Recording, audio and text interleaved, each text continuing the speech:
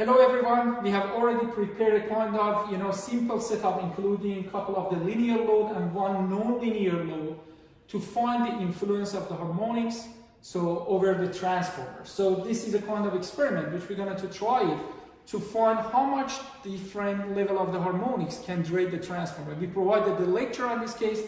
This is a kind of experiment which we're going to perform, and later at the end of the experiment we will provide for you the list of the harmonics. Then you can use the calculations and of course formula to find how much this transformer would be generated under this non-sinusoidal condition. So as I told you, we prepare three kinds of the load. We prepare basically linear load, which is a resistive load. We are expecting that our resistive load is providing basically more or less completely linear signal for us. I'm talking about the time domain signal. So we have a kind of motor load, which of course you know that motor is representing more or less linear load. But let's see how it goes, whether we are getting any harmonics from this motor or not. And we have a kind of a small CFL lamp here, compact fluorescent lamp. So it's not a huge actually load, but more or less it can provide some harmonics for us. So from the power source side, we put a power source. That power source is already connected to a kind of dry transformer. It's a simple transformer. So the power rate of this transformer is 760 volt ampere. And the current is more or less in the range of, the nominal current is in the range of 3.7 ampere. So after that, the output of the transformer going over 3 switches. Each and every switch is connected to a kind of load. For example, this is a resistive load. This is going to be CFL, and this is the motor load. So we're going to study each and every load separately, and at the end of experiment, maybe we can run all of them together. By the way, it depends on the capacity of this transformer, because this motor seems to be a little bit larger than this. No, it's fine. It's fine. So we can actually run the entire experiment, all of the load together. Okay, let's move forward. So we're gonna to give the voltage a little bit to the circuit, and then we're gonna to energize the resistive load to see how it goes. So I'm increasing the voltage, so you can find the voltage here. So the voltage right now is roughly 100 and basically 40, 50 volt. Yeah. So and this switch is connecting actually the resistive load. So if the camera is getting closer and go over actually the power analyzer. So more or less when I'm switching basically the resistive load, you can simply find here the signal of the voltage and signal of the current. So I'm changing. So basically the voltage ratio, the current ratio. So you can simply find actually the current here. So you can see that both voltage and current from the look seems to be actually sinusoidal. So because it's totally linear load. So if I'm moving from the time domain signal to the frequency domain signal, so let's say here, so you can find actually the list of the harmonics. So for the current which is flowing actually from this system. So more or less, well, let me actually switch it to the Okay, so as I mentioned to you, we can find actually, basically the time domain signal here, so for the voltage and for the current. So if I'm switching actually from the time domain signal to go to the frequency domain, yes, here. So I've got the spectrum of the voltage, so basically, which is coming over the resistor. So if you look at here, it's 135, 36. So more or less this is the fundamental frequency, and we have list of harmonic here. So you can see that the harmonic are not that much, so it's just ignorable, some of them.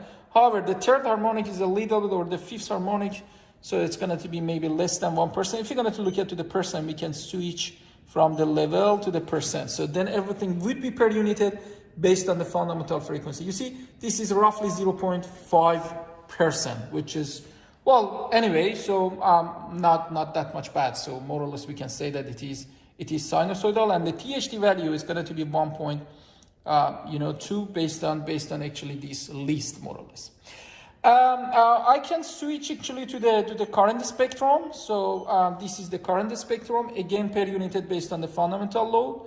So if the camera get closer, maybe it can show you actually how much is the value of each and every harmonic. So it can list up to harmonic 50.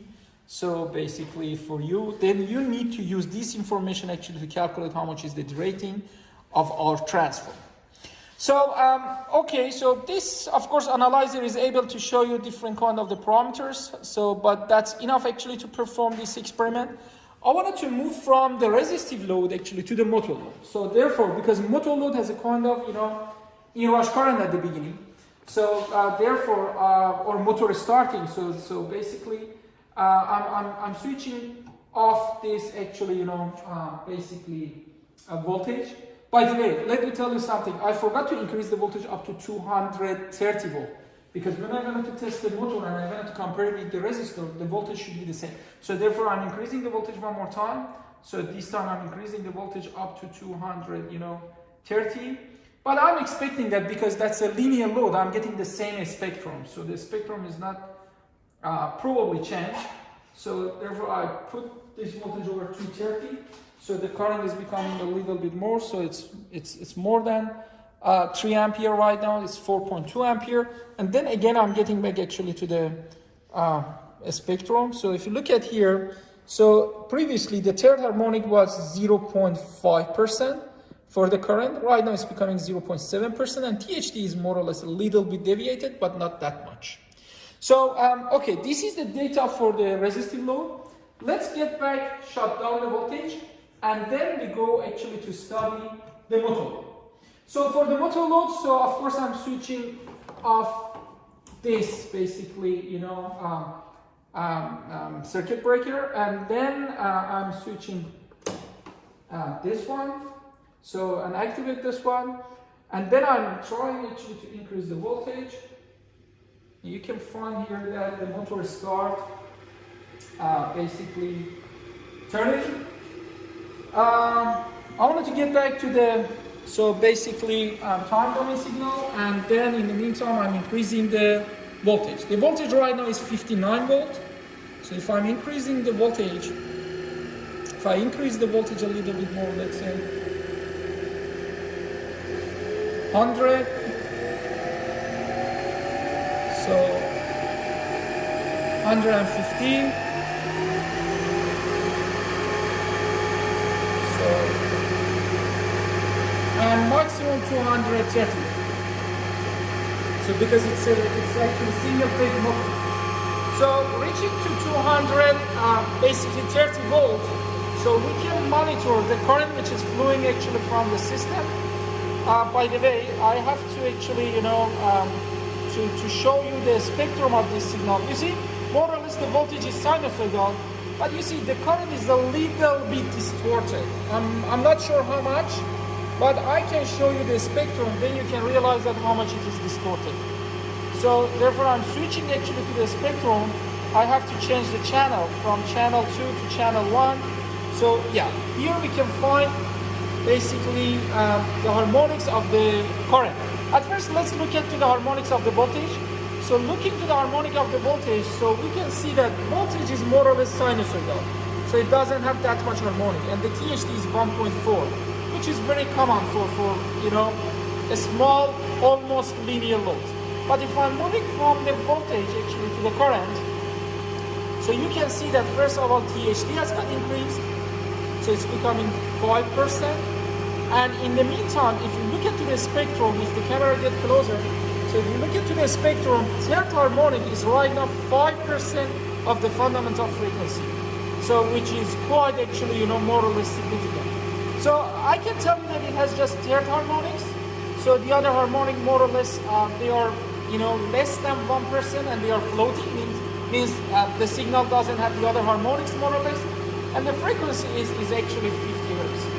So having this information, so we can find that this is not 100% sinusoidal signal.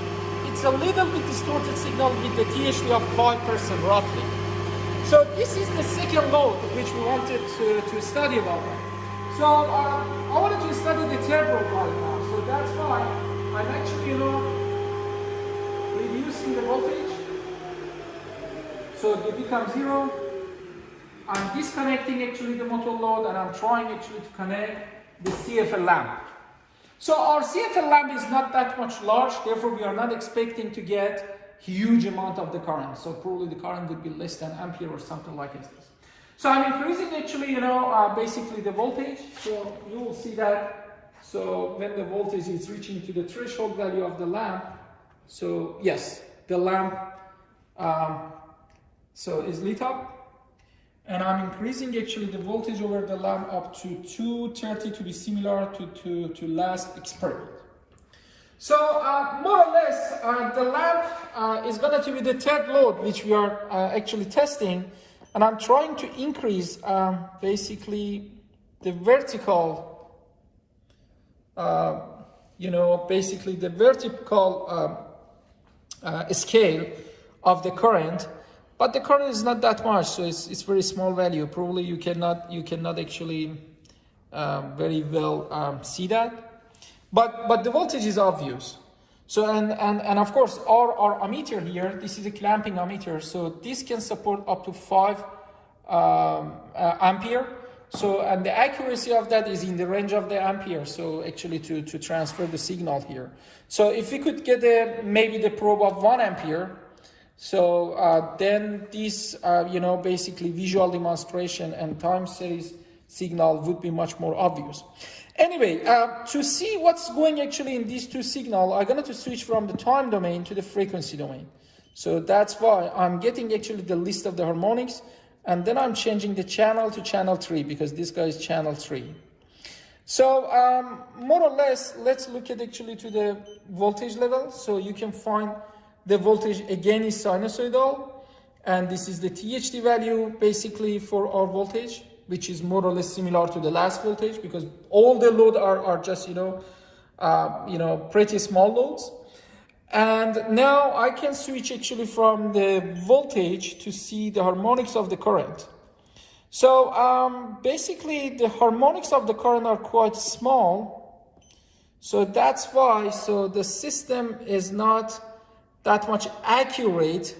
So it's more or less, I cannot say that it's not accurate. I'm saying that it's not able to detect it very, very clearly, but it can actually, based on the current ratio of this clamping ammeter, so it can calculate 14% THD for this simple, CFL lamp, which is quite huge for a single simple lamp. So we really wish that we could use actually 1 ampere clamping ammeter, but unfortunately we don't have that, because if we are replacing this one with 1 ampere, even you can see that it can calculate more accurately, because that's a clamping ampere which is totally matched with the load, and the accuracy is going to be increased and the error would be decreased, and of course you are reaching actually to the better THD or more accurate THD value. The thing which I wanted to tell you that how much this actually lamp is creating harmonics. So therefore, having this spectrum, you would be able to calculate how much the transformer would be rated under these 3 different types of the load. Right now, I'm going to turn on the entire load. So by the way, basically to see how much this spectrum would be changed. So and how much this time domain signal is going to be actually deviated from its original value. To do this one, because I have a motor load, I again actually reduce the voltage because because of the motor starting current.